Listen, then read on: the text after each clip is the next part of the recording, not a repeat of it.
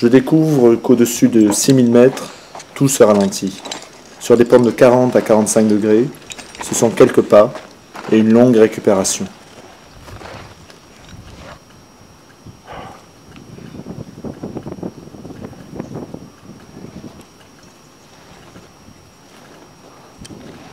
Seuls les Sherpas montrent que c'est leur milieu naturel en courant dans les descentes. Aye. Les liaisons radio-HF sont constantes pour guider les Sherpas, mais aussi être informés des progrès et du moral des autres expés. Je pense qu'en fait, ici, on en a marre de la bouffe, c'est crade, et puis hier il nous a fait un plat dégueulasse, Thierry. Mais enfin bon, du coup, hier ça a été une journée de merde grave, quoi. Le seul truc de marrant, c'est qu'on est descendu tout le col nord sur le cul dans de la poudreuse, et ça c'était rigolo. À toi. Yes, good morning. Will it be possible to talk to Buddha Basniat, please? How is he going now? But that is not abnormal for something that happened to him, you know, with the edema in the head. I think that will take some time and it will probably go away. And he's still willing to come back to the mountain.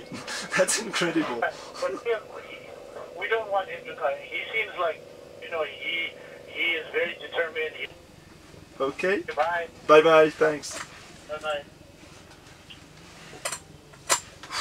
Bon, il est sorti d'affaire, le mec. C'est bien. Très bien. C'est bien. Ironie du sort, 1 heure après cet appel téléphonique, un de nos Sherpas s'ouvre le pied et il faut lui faire 6 points de suture. Mais l'équipe patine, pas de possibilité d'avoir une certitude de beau temps pour les 4 jours à venir. C'est pourtant le temps qui va être nécessaire pour atteindre le sommet. Ce n'est pas faute de se tuyauter auprès des autres expés. Et en fait, personne ne veut faire la trace. At summit. You can't No, can't do anything. And this Two group summit Yes, after we go. yes, but But we need good weather. Ras-le-bol des discussions. Je me décide, je pars seul en attendant que les Américains font une nouvelle tentative et qu'il ne nous reste plus que peu de jours pour tenter le sommet avant notre départ et surtout l'arrivée de la mousson. La préparation commence par un millimétrage du poids à emporter. Les calories et le poids de chaque ration est évalué. Pareil pour le matériel. Une seule concession est faite pour le titanium d'Apple à monter le plus haut possible. Tout est passé en revue. Les courroies inutiles du sac sont éliminées pour gagner les 100 grammes qui feront la différence sur les pentes glacées à 45 degrés. À ne surtout pas oublier le flacon d'urine qui évitera de sortir de la tente en pleine nuit. Le moment du départ a sonné. À 10 h le matin, le temps au col nord n'est pas très encourageant. Les 30 jours passés au camp de base avancé m'ont appris à ne pas me fier au temps. Tout peut vraiment changer en 3-4 heures. Je pars donc pour une montée en 3 h 15 cette fois-ci contre 6 heures la fois d'avant. Merci à l'acclimatation.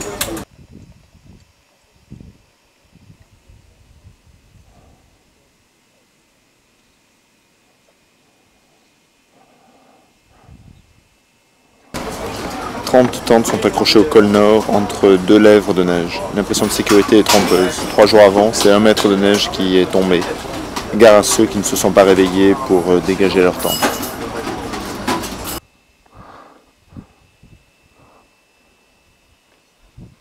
Je viens de marcher pendant 4h30. Donc là je suis au col nord, 7100 mètres. Voilà un peu le Capharnaüm qui va être ma tente là pendant pour moi pour cette nuit. Avant que je n'attaque. À peine arrivé, ce sont 3 heures passées à fond de la neige pour obtenir 4 à 5 litres d'eau. Surprise, l'eau bout à 65 degrés, ce qui permet une expérience amusante. C'est l'eau qui bout comme ça à 7000 mètres.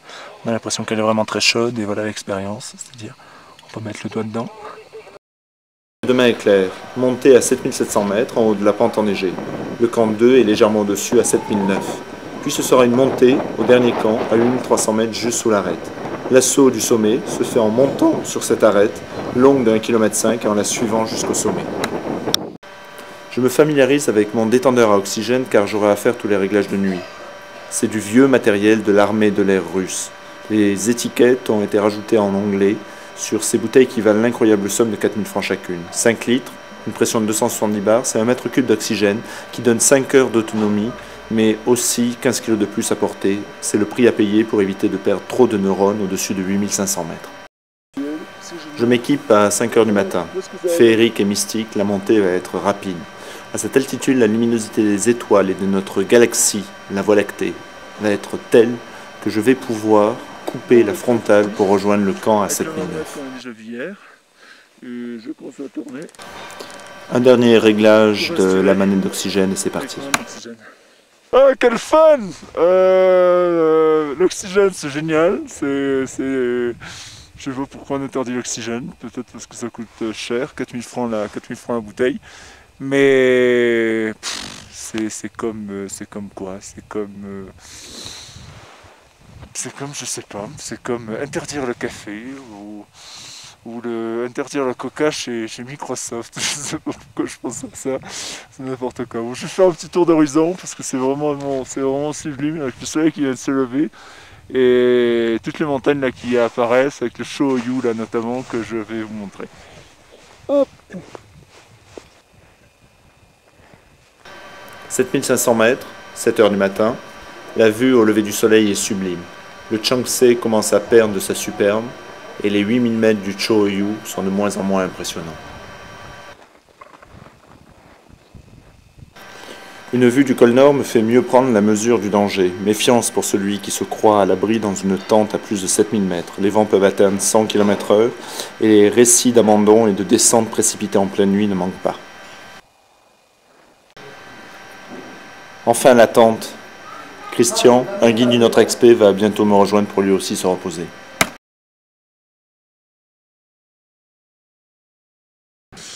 Voilà, je me marre, il y a beaucoup d'autodérision, d'humilité, cette montagne est superbe. La montée a été mystique ce matin, parce que l'oxygène certainement était là, mais la voûte céleste que je reconnaissais tout en ne reconnaissant pas tellement il y avait de nuages. Et puis elle est belle, elle est énorme, elle est colossale. Il y avait les 4-5 petites loupiottes là, des Américains et des Sherpas en train de tenter de faire le sommet. C'était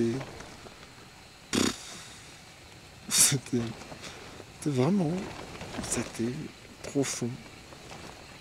Profond, même si je fais pas le sommet et tout ça. Pour ces moments-là, pour ces trucs, bon voilà, ça aura été condensé en 3-4 jours. Mais superbe. Superbe. La vue du camp de base chinois permet de sentir physiquement le chemin parcouru.